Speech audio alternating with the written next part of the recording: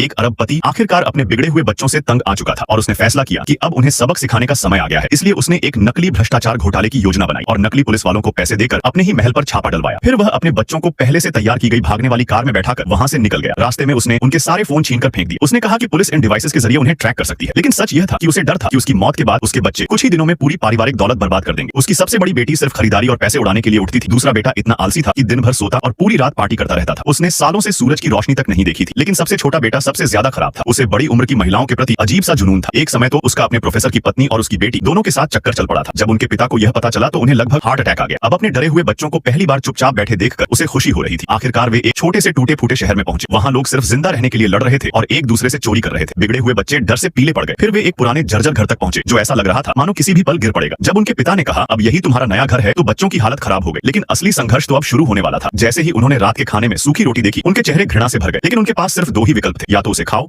या भूखे रहो। फिर उनके पिता ने कहा अगर अच्छा खाना चाहिए तो जाकर काम ढूंढो। लेकिन बिगड़े हुए अमीर बच्चों के लिए असली मेहनत वाला जीवन संभालना आसान नहीं था। सबसे छोटा बेटा मजदूरों से बातें करने लगा और मौका मिलते ही उनका खाना चुराने की कोशिश करने लगा। मोटा भाई अपने दोस्तों से पैसे मांगने निकल पड़ा, लेकिन तभी उसे एहसास हुआ कि उसके सारे दोस्त सिर्फ उसकी दौलत की वजह से उसके साथ थे। उधर बड़ी बहन अब भी ऐसे घूम घूम कर खरीदारी कर रही थी जैसे कुछ बदला ही न हो। सच तो यह था कि उसने चुपके से अपने भाई की महंगी घड़ी सस्ते में बेच दी थी, लेकिन खाना खरीदने के बजाय उसने सारे पैसे बेकार की चीजों पर उड़ा दिए। और जब मोटे भाई को यह पता चला तो वह पूरी तरह आग बबूला हो गया।